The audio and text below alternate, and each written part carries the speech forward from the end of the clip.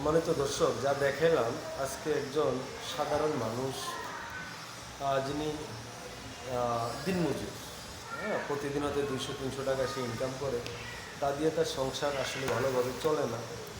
সে আজকে আমাকে ডেকে জোর করে নিয়ে সে একটা সঞ্চয় বিমা করলো, 1500 টাকা করে 10 বছর নিয়ে।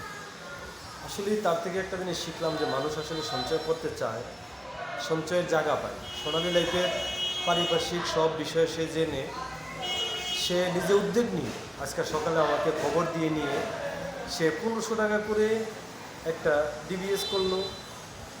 আমি আসলে সত্যিকার অর্থে অবাক যে যে লোকটা সংসার চালাইতে পারে না তার মতো লোকও সোনালী লাইফ ইন্স্যুরেন্সে একটি ডিবিএস করে।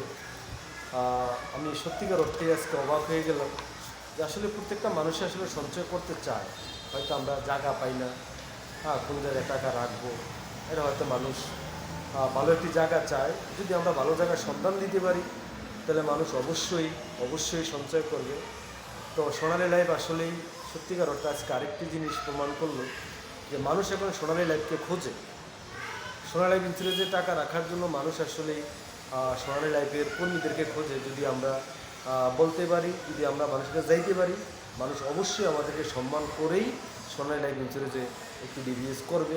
এটা আমি মনে প্রাণে বিশ্বাস করি। আজকে সেটাই প্রমাণ হলো।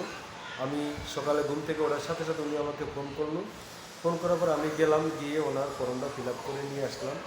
উনি মাসে 1500 টাকা করে সোনালী লাইফ ইন্স্যুরেন্সে একটি ডিভিএস করবে। তো ধন্যবাদ দর্শক, সোনালী লাইফের সাথে যারা আছে তাদেরকে অসংখ্য ধন্যবাদ, সোনালী লাইফ ইন্স্যুরেন্সকেও অসংখ্য ধন্যবাদ, যারা কথা এবং কাজ মিল রেখে অসংখ্য গ্রাহকের সেবা দিয়ে যাচ্ছে। যাদের সঞ্চয়কৃত টাকাটা তারা ঠিক যেদিন মেয়াদ শেষ ওই দিনই গ্রাহকের হাতে পৌঁছে দিতে পারতেছে। বিদায়ী আমরা গর্বের সাথে সোনালী লাইফ ইন্স্যুরেন্সে কাজ করতেছি। ধন্যবাদ দর্শক, আসসালামু আলাইকুম, ভালো থাকবেন সব।